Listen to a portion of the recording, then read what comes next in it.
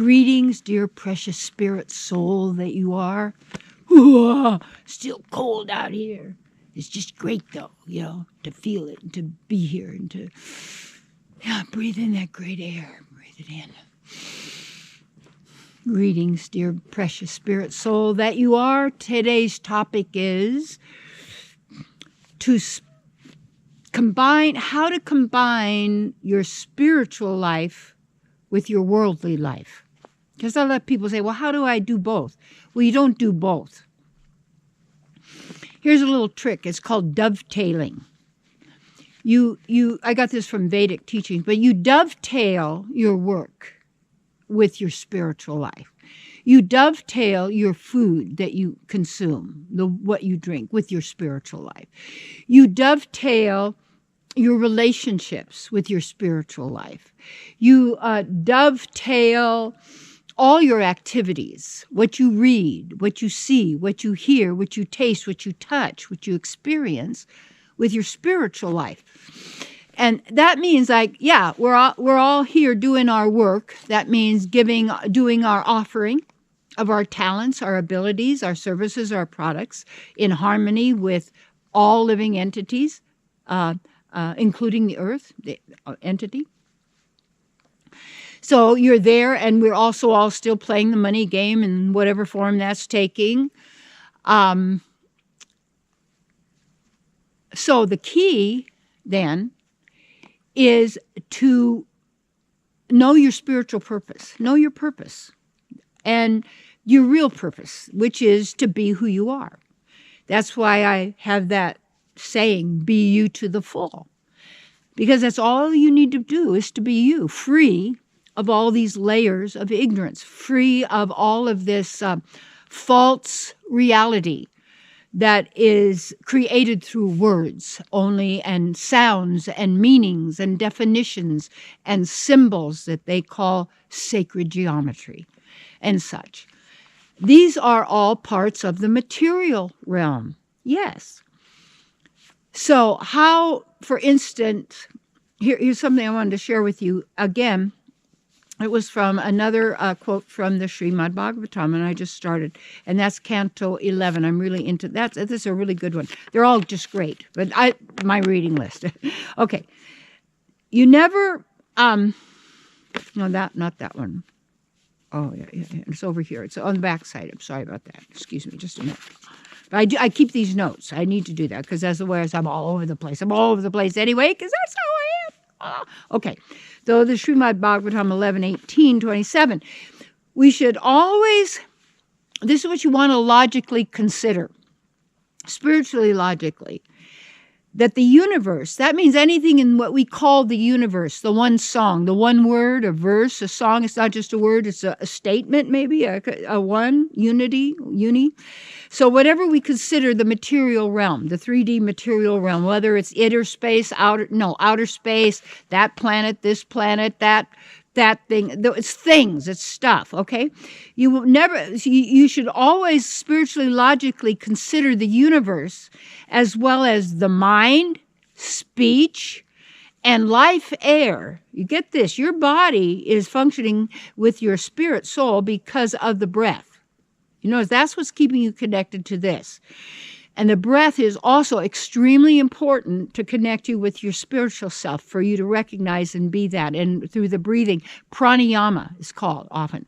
And I do some powerful breath meditations, and they help you to design and know the distinction and difference between you and the body and the mind and the intelligence, to experience really yourself.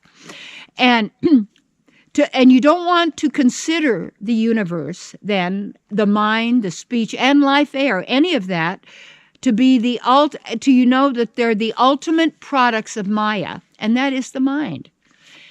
And Maya is the illusion. Maya is the virtual reality that we are producing through consciousness of who we are. And consciousness, according to ancient Vedic teaching, because you want to know the definition of what you're talking about here or what we're sharing, because we are using words to get beyond words, is what we're doing. And that illusion, or that Maya, is the AI or the virtual reality. That is why everybody has a story.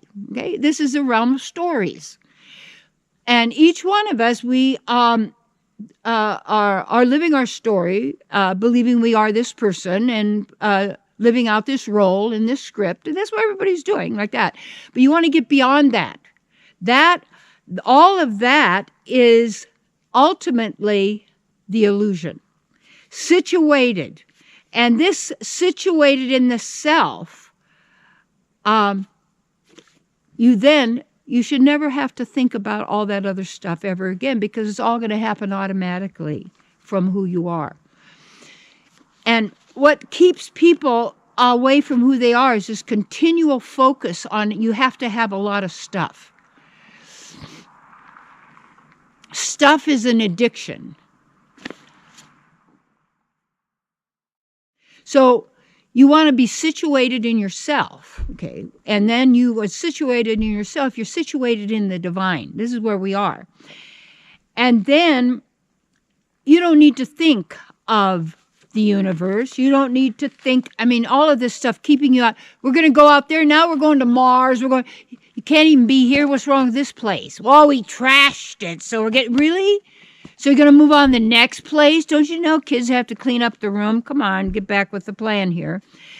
And that when you're situated in yourself, then all of that other stuff, your life air, you know, I was telling you these things, the mind, the speech, you don't have to focus on that stuff, because it's going to all come out from who you really are, and not giving your power to the temporary.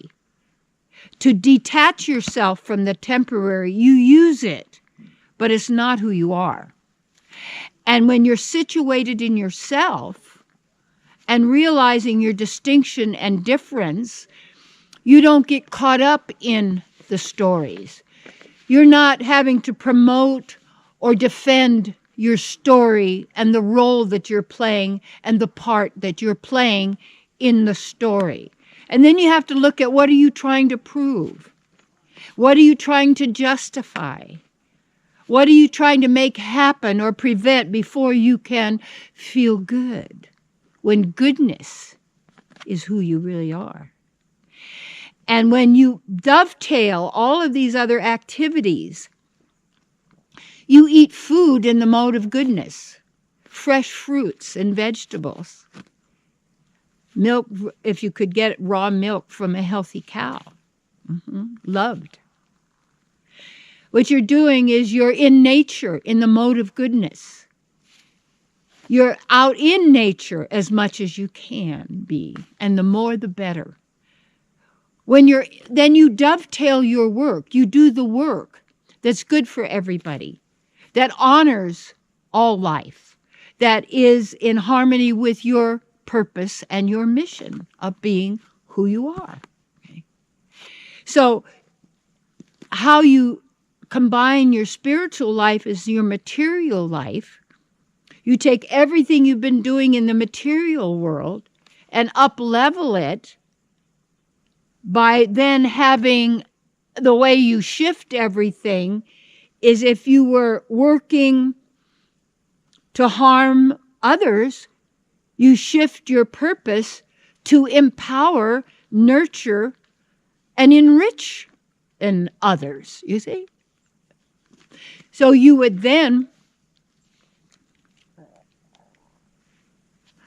dovetail your material life so that your material life is upgraded into your spiritual life.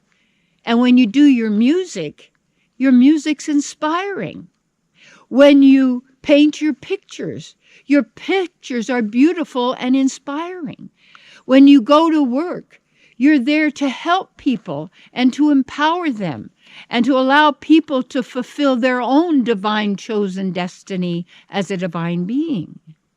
And then every single part of your life is in harmony with who you really are.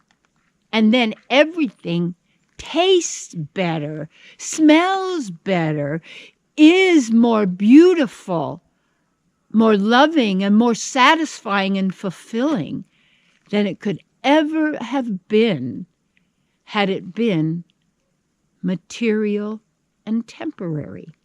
For now you're living your eternal divine life now.